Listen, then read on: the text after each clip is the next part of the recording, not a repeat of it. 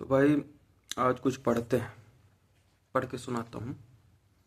ये किताब है निठल्ले की डायरी, हरिशंकर परसाई।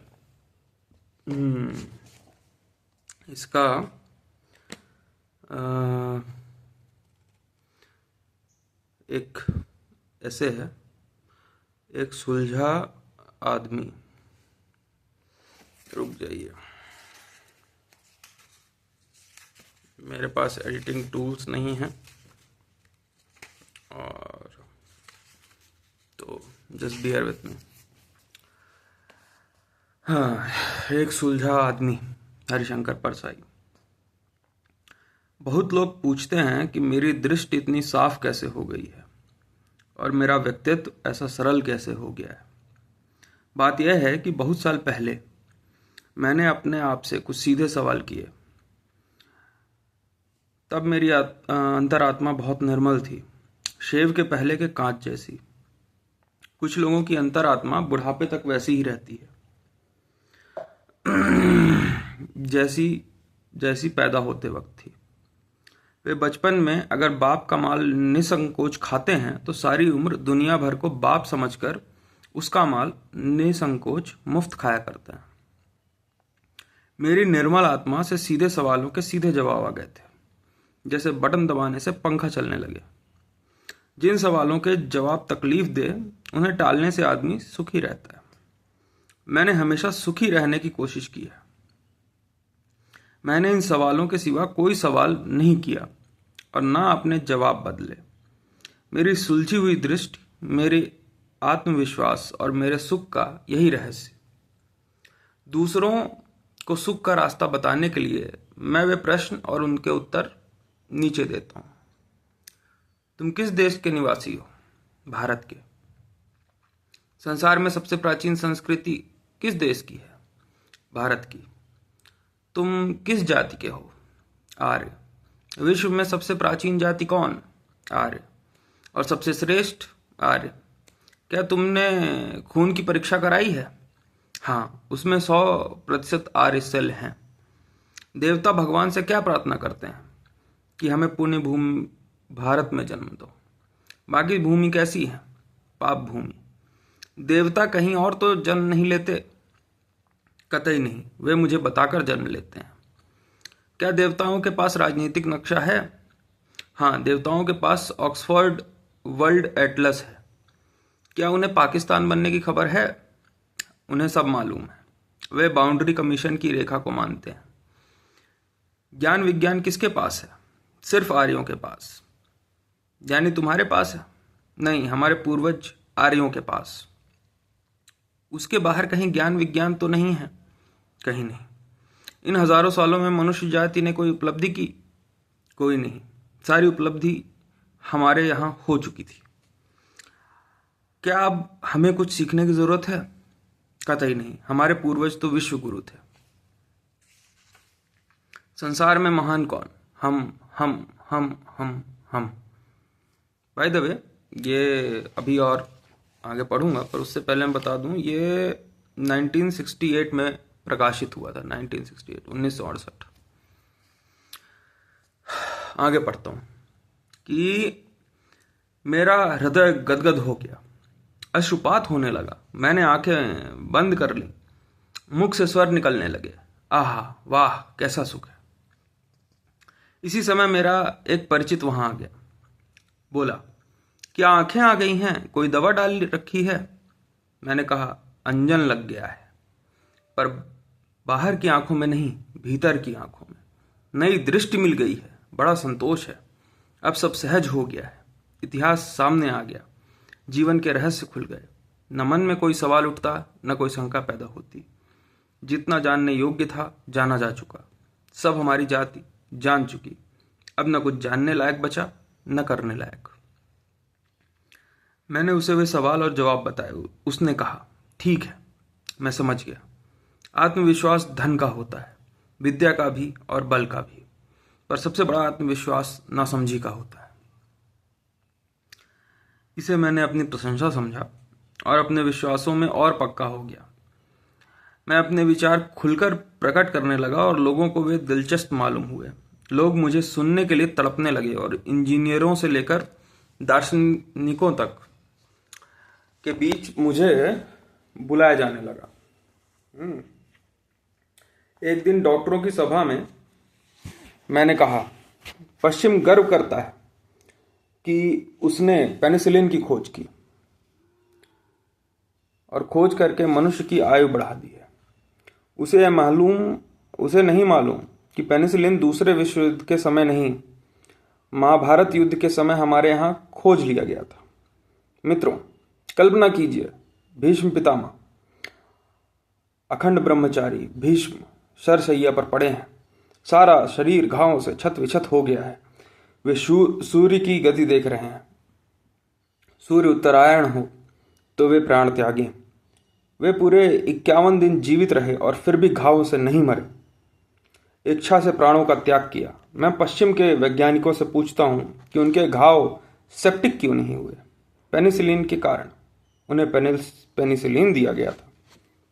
भारत ने 10,000 साल पहले जो पेनिसिलिन विश्व को दिया था, वही अब पश्चिम हमें इस तरह लौटा रहा है जैसे वह उसी की खोज हो। मित्रों, भूलिए मत कि भारत विश्व का गुरु है। हमें कोई कुछ नहीं सिखा सकता। इस पर खूब जोर से तालियां बजीं और सब मान गए कि हमें कोई कुछ नहीं सिखा सकता। हाल ही में भारत पाक युद्ध के दौरे में टैंक भेदी तोप की बड़ी चर्चा थी। मैं सुनता था और हंसता था। आखिर एक दिन एक सभा में मैंने कह दिया, जो लोग टैंक भेदी तोपों की तारीफ करते हैं वे भूल जाते हैं कि टैंक तो आज बने हैं, पर टैंक भेदी तोपें हमारे यहाँ त्रेता युग में बनती थी। भाइयों, कल्पना कीजिए उस दृश्य की। राम सुग्रीव से कह रहे हैं कि मैं बलि को मारूंगा। सुग्रीव संदेह प्रकट कर रहा है, कहता है बलि महाबलशाली है, मुझे विश्वास नहीं होता कि आप उसे मार सकेंगे। तब क्या होता है, मर्यादा पुरुषोत्तम धनुष उठाते हैं, बाण का संधान करते हैं और ताड़ के वृक्षों की एक कतार पर छोड़ देते हैं। बाण एक के बाद एक 7 ताड़ों को छेद कर निकल जाता है। सुग्रीव चकित है, वन के पशु पक्षी खग मृग और लता वल्लरी चकित है। सज्जनों, जो एक बाण से 7 ताड़ छेद देते थे, उनके पास मोटे से मोटे टैंक को छेदने की तोप क्या नहीं होगी। भूलिए मत, हम विश्व के गुरु हैं और कोई हमें कुछ नहीं सिखा सकता।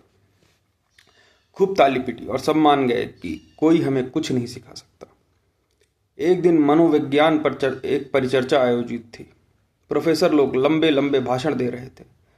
जब सहन नहीं हुआ तो मैं भी बोलने पहुंच गया। मैंने कहा, साइकोलॉजी, मनोविज्ञान, लोग कहते हैं साइकोलॉजी आधुनिक विज्ञान है। मैं पूछता हूं, क्या प्राचीन भारत में साइकोलॉजी नहीं थी? अवश्य थी। उस दृश्य की कल्पना कीजिए। सूना वन प्रदेश है, स्वच्छ शिला पर ऋषि और उनकी पत्नी बैठे हैं। चांदनी फैली हुई है, मंद मंद सुगंधमय समीर बह रहा है। ऐसे में ऋषि और उनकी पत्नी के हृदय में क्या भावनाएं उठ रही होंगी। बस यही तो साइकोलॉजी है। हमारे देश में 1000 वर्ष पहले थी और कहते हैं कि यह आधुनिक विज्ञान है। वे भूलते हैं कोई हमें कुछ नहीं सिखा सकता। लोगों ने तालियां पीटी और मान गए कि हमें कोई कुछ नहीं सिखा सकता। एक बार विदेश से कोई बॉटनिस्ट वनस्पति वैज्ञानिक आया। उनका एक जगह भाषण होना था। मुझे बताया गया कि यह फासिल का विशेषज्ञ है, यानी चट्टानों के बीच दबे हुए पौधे या जंतु के पाषाण रूप हो जाने का। मैंने उसका भाषण सुना और मेरे भीतर हलचल होने लगी। वह पश्चिम के वैज्ञानिकों के नाम ही लेता रहा और विदेशों के फॉसिल दिखाता रहा। उसके बाद मैं बोलने को खड़ा हो गया। मैंने कहा, आज हमने एक महान बॉटनी का भाषण सुना। बाद में मुझे बताया गया कि बॉटनिस्ट कहलाता है। खैर, आज हमने एक महान बॉटनी का भाषण सुना। उन्होंने हमें बताया कि फॉसिल कैसे होते हैं। मैं आपसे पूछता हूँ, क्या प्राचीन भारत में बॉटनी नहीं थे? अवश्य थे। हम उन्हें भूलते जा रहे हैं। भगवान रामचंद्र एक महान बॉटनी थे और अहिल्या एक फासिल थी। महान बॉटनी रामचंद्र ने अहिल्या फासिल का पता लगाया। वे आज के इन बॉटनियों से ज़्यादा योग्य थे। ये लोग तो फॉसिल का सिर्फ पता लगाते हैं और उनकी जांच करते हैं। महान बॉटनी राम ने फॉसिल अहिल्या को फिर से स्त्री बना दिया। ऐसे ऐसे चमत्कारी बॉटनी हमारे यहाँ हो गए हैं। हम विश्व के गुरु रहे हैं, हमें कोई कुछ नहीं सिखा सकता। इस पर भी खूब तालियां पिटी और विदेशी विशेषज्ञ तक मान गए कि क्यों कोई कुछ नहीं सिखा सकता। एक दिन मैं ऐसी जगह पहुंच गया जहां दो पहलवान किस्म के आदमी भाषण देने वाले थे। बताया गया कि वे विदेश में शरीर सौष्ठव की शिक्षा लेकर आए हैं और यह बताने वाले हैं कि शरीर किस प्रकार पुष्ट बनाया जा सकता है। मैं उनकी बातें सुनता रहा। अंत में बोला, शरीर तो हमारे पूर्वज बनाते थे, हमारे पास न शरीर है न हम उसे बना सकते हैं। मैं आपसे पूछता हूं कि अब आपने भगवान राम और कृष्ण की इतनी तस्वीरें देखी हैं, क्या ऐसी भी कोई तस्वीर है जिसमें वे पूरे कपड़े पहने हों? किसी भी कैलेंडर पर आपको ऐसी तस्वीर नहीं मिलेगी जिसमें वे कमर के से ऊपर कपड़ा पहने। यह हिस्सा वे उघाड़ा रखते हैं। क्यों? इसलिए कि उन्होंने शरीर बनाया था और उसे दिखाना चाहते थे। पर आप लोग कोट और पैंट पहने हुए बैठे हैं। ठीक है, आपके पास दिखाने को ही क्या है? और ये पश्चिम के सीखे हुए लोग आपको यह क्या सिखा सकते हैं जो राम और कृष्ण एक तस्वीर से सिखा गए? लोगों ने तालियां पीटी और सब मान गए कि कोई हमें कुछ नहीं सिखा सकता। मेरी दृष्टि ऐसी साफ और सुलझी हो गई है कि मेरी बात तर्क से परे होती है। उस पर विश्वास करना पड़ता है। जहां मैं एक बार भाषण दे देता हूं वहां के लोग एकदम मान जाते हैं कि हमें कोई कुछ नहीं सिखा सकता। मुझे मालूम है कि बहुत लोगों ने मेरी बातें सुनकर कुछ भी सीखना बंद कर दिया होगा। धन्यवाद।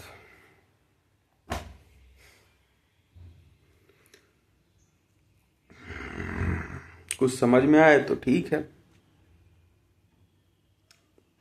Have a good day.